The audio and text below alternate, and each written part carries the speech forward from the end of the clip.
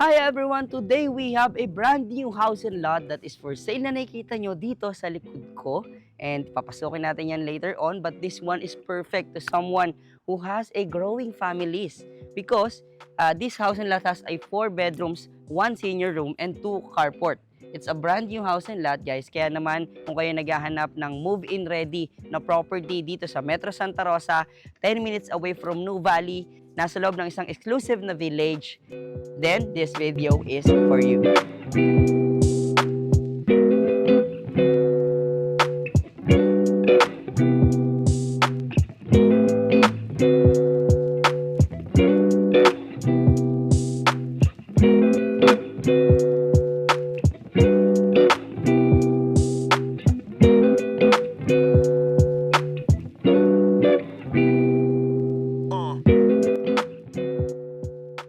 Hi everyone, I'm your host for today's video. I'm Carlwin Orga, your Prime Properties. And right now we are inside in one of the most exclusive villages here in Silang Cavite. And it's located in one of the master plan community, which is South Forbes Gulf City. But this property is located in Chateau de Paris. So kung kayo ay may nadadaan ng magagandang houses na view from Calax kapag kayo papuntang Tagaytay, ito pong village po na yun, yung nakikita ninyo.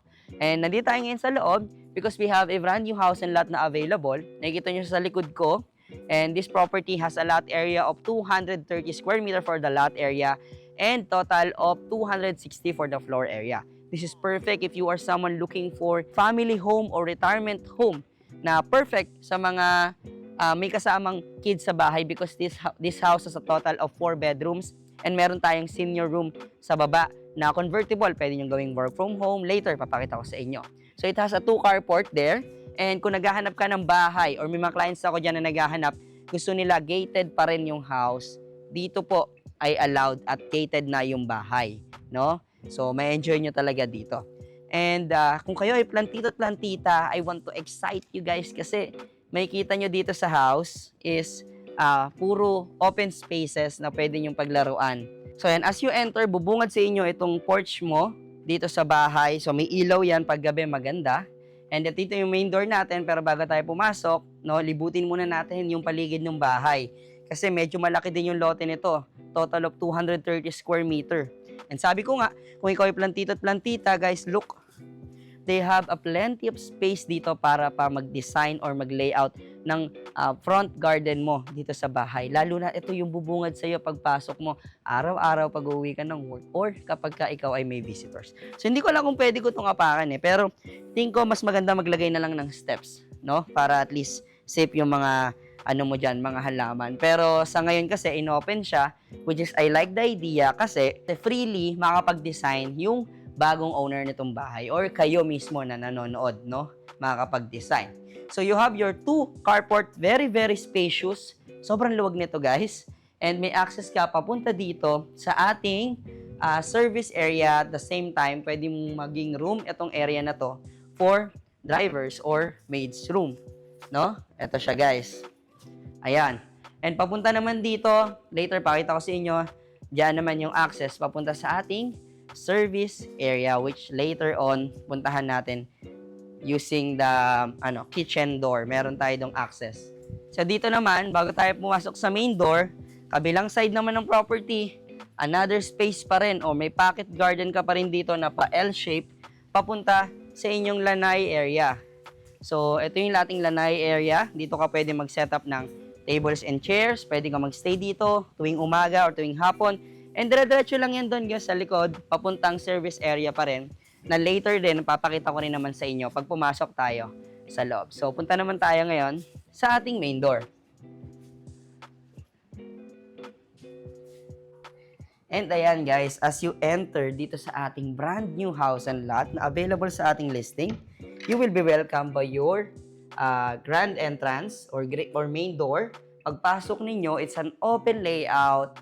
Ang ganda ng pagkaka-interior design, more on white and more on palette na skin tone color. Alam niyo yun? Hindi siya masakit sa mata. Kumbaga, ito yung mga nakikita nating design sa mga internet, sa Pinterest, di ba? Ito yung lagi nating sinisave sa mga gallery natin. So, it's an open layout. And since this is a brand new house and lot, makikita nyo yung pagka-finish niya talagang first owner kayo, kayo pa lang yung unang titira. At kung naghahanap kayo ng ready to move in, especially if you have a starting family, growing families, this is perfect for you. So this will be your living area. So dito sa living area, may ano ka dito, shape or pa banana shape na sofa. And then, may a lot of space ka pa dito. And nagko-contemplate yung kanilang mga color na ginamit sa materials ng ng sofa set and then kulay ng interior ng bahay. And then meron ka ditong malaking window, kung mapapansin niyo, no? It's a high ceiling also. So pagbungad ng bahay mo, pagpasok, ito yung welcome, sobrang aliwala sa pakiramdam kasi naka-high ceiling na siya. And parang nagsasalita itong chandelier, sinasabing perfect siya dito sa bahay na ito. So since it's an open layout from living area going to your dining area. But I'll be honest with you guys, itong dining na to is hindi siya bagay para sa akin dito sa house kasi masyadong maliit for 4-seaters or 6 lang. I think you may add up a little more na malaki pang lamesa, especially kung marami naman kayo sa bahay, pwede. Or tingin ko babagay kasi siya para tumakma dito sa ating island top. But again, you can change this one and meron lang silang nilagay dito because nag-open house dito sa bahay na to this week or last weekend. Kaya naman may mga gamit na ganito. So, in case lang, at least may gagamitin at may provision. And since it's an open layout from living, dining, this will be your kitchen area. So, mabilis lang. Kung ikaw ay isang pamilya na more on gatherings ang inyong bonding, palagi kayong sama-sama, gusto ninyo, at least itong open living area or open layout, ma-appreciate ng pamilya mo. Kasi, kahit nandito ka sa kitchen, pwede kang makipagkwentuhan sa dining or nasa living. Pwede kang mag-imbita ng mga bisita mo, no? Kasi literal na parang ang setup niya is to create bond with your friends and family. Okay? So, this will be your kitchen area. Ito yung island top mo. Pwede kang mag-prepare ng breakfast dito. Kaya tayo may mga seats din dyan. Kung gusto mong prepare ng coffee, breakfast, pwede ka dito. And since this is your kitchen area, this will be your stove. Okay? And then, meron ka na din ditong built-in na microwave at a lot of cabinets na pwede mong gawing space para sa mga foods mo, storage, and a lot of cabinets ulit para sa mga utensils natin o mga ginagamit natin sa pangluto. At least dito nakatago siya. And sobrang smooth ng finish, guys. So kung wala tong handle, nagmumukha siyang parang piano sa sobrang smooth. But it gives an aesthetic also na naglagay sila ng konting touch ng black. Kasi yung ibang gamit din, black. And this will be your sink. So lahat ng kailangan mo, nandito lang kung magluluto ka. Yan, magpe-prepare ka. And meron ka pang space dito and cabinet sa baba at cabinets din dito sa ilalim ng island table mo. And I like to highlight with this house, guys, is kung kanina nakita nyo, pinuntahan natin yung gilid ng mga bahay. Ito, yung kitchen, may sarili siyang access papunta sa service area. Which is, ang cute kasi yung space na to ay nilagyan niya ng purpose. Pwede ka maglagay ng refrigerator dito or kung ano man ang pwede mo pang ilagay kasi ang dami pang space. And kung makikita nyo, may mga shelves dito at cabinets. Ito yung pwede yung maging pinaka-pantry. Yan, kasi next to your kitchen area lang. So, ganun lang siya ka-convenient. Pwede ka mag-stock ng mga goods mo dito. Especially during summer season dito sa Pilipinas, ayaw mong laging lumabas. Pwede ka mag-stock dito ng mga foods mo or mga goods. And then, dire-diretso lang, nagsilbing access siya papunta sa yung service area. Dito sa service area, syempre nakaabang na dito yung ating laundry area. And meron din tayo ditong sink in case bago mo ipasok yung mga pinamili mo sa wet market. At least dito, pwede mo siyang i-prepare muna bago mo siya ipasok. At least hindi na siya masyadong may amoy or hindi na siya ganun kadumi. No? Pwede mo na siya hugasan dito. So this will be your service area. Napakaluwag niya. Dito sa left side, ito yung access natin sa parking. Kanina na pinakita ko sa inyo, which is a lot of space pa rin para kayo ay mag-design ng mga plants dito. Yun ang gusto ko dito sa bahay na to, guys. No? Pwede naman nilang i-design, but since this is a brand new house and lot, I think mas ma-appreciate ng mga buyers or kayo mismo na nanonood if sila mismo yung magla-landscape. Maganda lang na may nakaabang siya. Okay? And dito sa bahay na to, guys, halos buong bahay may nakaabang na pwede mong i-landscape. So kung ikaw ay plantito at plantita, alam ko kung ano nasa isip ninyo na halaman na pwedeng i-design.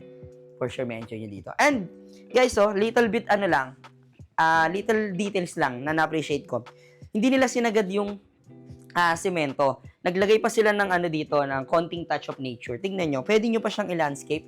Pwede nyo harangan ng atong pader ng halaman para magmukhang talaga, maaliwalas dito sa service area. So, kung ikaw may maids at mahilig ka rin naman maglinis dito sa bahay mo, kahit nandito ka, para kang kinakausap ng mga halaman mo. Okay, so pasok tayo sa loob. And ayan, galing lang tayong service area, guys. So, paglabas natin, nandito ulit tayo sa kitchen. And I think na lockdown ko tong part na to, no, guys. But this dining area is adjacent to your lanay area. So, kung yun ay service area nyo, ito naman ay magsisilbing lanay area ninyo. And a little bit details lang na nagustuhan ko, hindi nila sinasagad tong guys, itong finish ng semento. Lagi lang may allot ng space para maglagay ng mga halaman. So, kung kayo ay plantita at plantita, ayan, imagine nyo yung space, guys. Isang buong ganun yan, guys, hanggang sa front ng bahay. Pwede kang mag-design, no? And sobrang hangin dito, I think, magugustuhan talaga ng mga plants mo dito at ng mga kids mo. Kasi kahit saan sila magpunta, mahangin.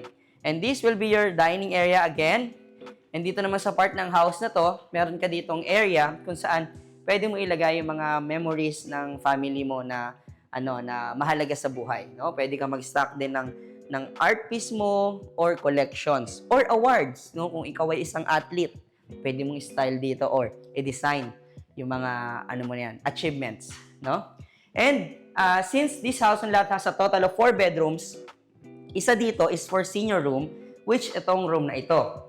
So, since this is a senior room, meron siyang sariling toilet and bath.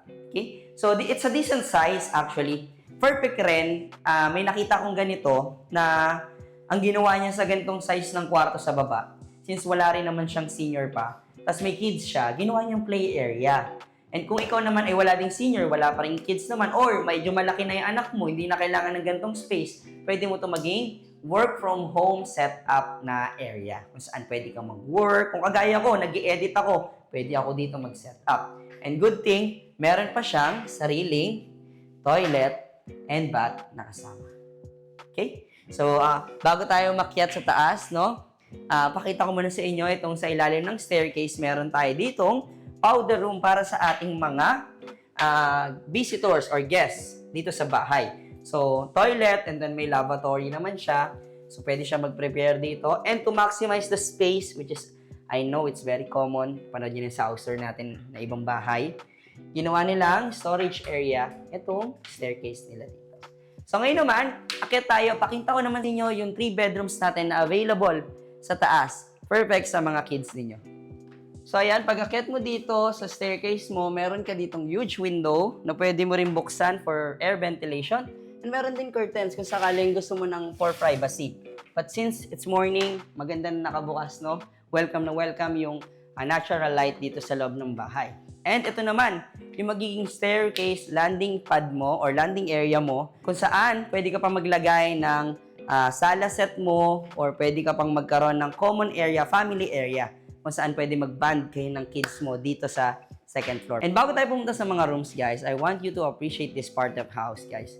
Kung saan, na-maximize talaga yung pinaka-high ceiling sa living area. Kasi from here, sa second floor, tanaw na tanaw mo sa baba yung mga kaganapan, no? Kapag may guest ka dito, may visitors ka, ayan, may enjoy mo sila dito. At pwede kang makipaghalubilo kahit na nandito ka, no? At the same time, privacy na rin sa mga rooms, no? Kasi hindi siya easily access. And dito rin sa part na to, may access papunta sa balcony, which is hindi na natin pupuntahan, no? Dahil medyo hindi pa ganun kalinis yung nasa labas. Siguro sa ulan araw din. And baka mapasok natin sa loob ng bahay yung dumi. Kawawa naman yung house.